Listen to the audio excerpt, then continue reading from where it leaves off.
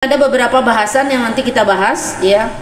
Ada tentang kewajiban suami, ada tentang kewajiban istri, ya. Kewajiban suami nanti ada pembahasan tentang memberi mahar, memberi nafkah, ya, menyetubuhi istri atau menjima istri, lalu bermalam dengan istri, ya, menggilir istri, ya, menggilir ketika si suami itu berpoligami, mereka adalah keluarga poligami. Lalu nanti khidmat pelayanan. Begitu juga nanti ada pembahasan tentang kewajiban istri. Kewajiban istri itu ada tentang taslimun nafs, artinya penyerahan diri. Lalu nanti istimta, ya. Lalu nanti diberi pelajaran kepada istri ketika dia melakukan nusyuz. Ya, istri juga berkewajiban izin ketika keluar rumah. Dan juga wajib istri itu, ya, melarang laki-laki masuk dalam rumah, artinya tidak mengizinkan laki-laki masuk dalam rumah. Lalu khidmat layani suami. Dan yang terakhir tentang kewajiban istri nanti adalah ikut suami.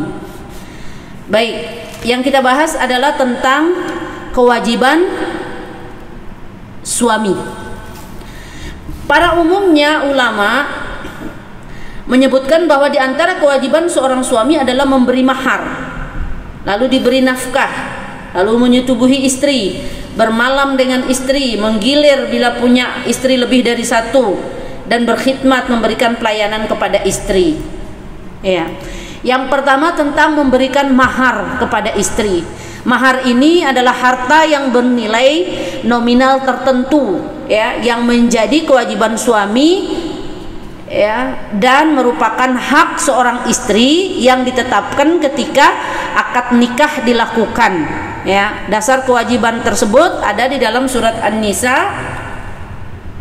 ayat 4. Kalau mahar itu sudah ditetapkan dan disepakati, apalagi sudah diserahkan kepada istri, maka sepenuhnya mahar itu menjadi milik istri, ya.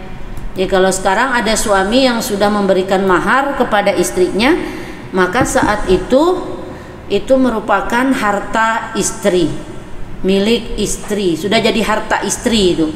Bukan harta suami lagi, tapi harta istri. Maka kalau sudah diberikan mahar kepada istri, tak boleh diambilnya lagi, ya. Nah, yang kedua, kewajiban seorang suami memberikan nafkah kepada istri, ya. Kewajiban suami yang kedua setelah memberi mahar kepada istrinya di awal pernikahan tadi adalah memberi nafkah secara rutin setelah halal tadi. Nafkah adalah harta pemberian suami kepada istri yang sesuai, ya, diberikan. Maka harta itu berubah status kepemilikan menjadi milik istri. Dasar perintahnya itu adalah untuk memberi nafkah kepada istrinya itu tentu dalam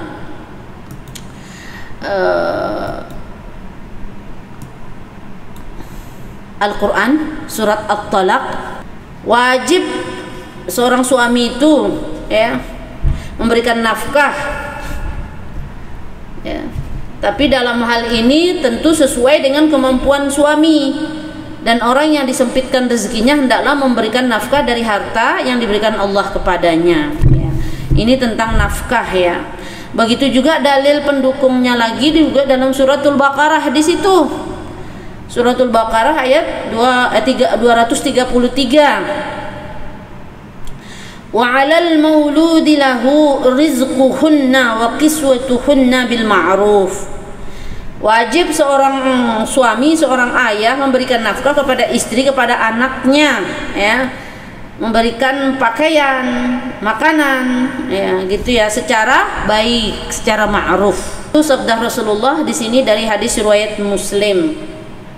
Walahunna 'alaikum rizquhunna wa qiswatuhunna bil ma'ruf. Itu merupakan kewajiban daripada suami, ya. Selanjutnya kewajiban suami ini juga menyetubuhi istrinya, ya. Karena itu merupakan hak istri itu. Artinya kedua belah pihak ini punya hak dan kewajiban. Si istri punya kewajiban melayani suami. Si suami punya kewajiban menyetubuhi istri tadi, dan itu juga menjadi hak istri juga, arti keduanya saling terkait, ya, saling keterkaitan. Namun tentang status hukum bagi suami untuk menyetubuhi istrinya, sedikit ada perbedaan pendapat di kalangan ulama. Jumhur ulama mengatakan hal itu menjadi kewajiban suami istri, ya, sedangkan dalam mazhab Syafi'i mengatakan hukumnya bukan wajib tetapi sunnah. Baik, kita lihat jumhur ulama diantaranya mazhab Hanafi, Maliki dan Hambali sepakat menyebutkan bahwa menyetubuhi istri hukumnya wajib bagi suami, sehingga bila suami tidak melakukan kewajiban itu maka dia berdosa.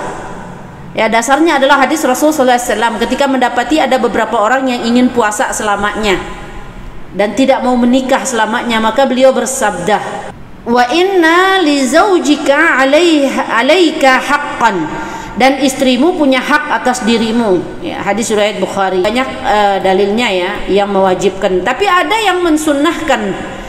Ya, dalam pandangan mazhab Syafi'i, hukum atas suami menyetubuhi istri bukan merupakan kewajiban melainkan hukumnya sunnah. Dalam hal ini mazhab Syafi'i memandang bahwa menyetubuhi istri bukan sebagai kewajiban suami melainkan sebagai hak suami atas istri, sehingga suami tidak bersalah bila meninggalkan istrinya tanpa disetubuhi. Namun dalam mazhab ini menyetubuhi istri tetap dianggap perbuatan yang mulia dan disunnahkan. Baik, yang selanjutnya adalah bermalam bersama istri, ya. Bermalam bersama istri termasuk salah satu hal yang dianggap para ulama sebagai kewajiban suami atas istrinya, walaupun ada juga sebagian ulama yang memandang sunnah bukan wajib. Ya, yang wajib itu para ulama memandang bermalam sebagai kewajiban adalah mazhab Hanafi dan Hambali.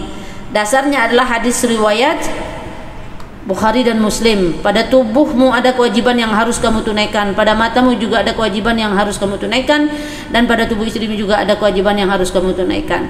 Namun tentang ukuran dan kadarnya keduanya tidak sama persis menetapkan aturannya, ya.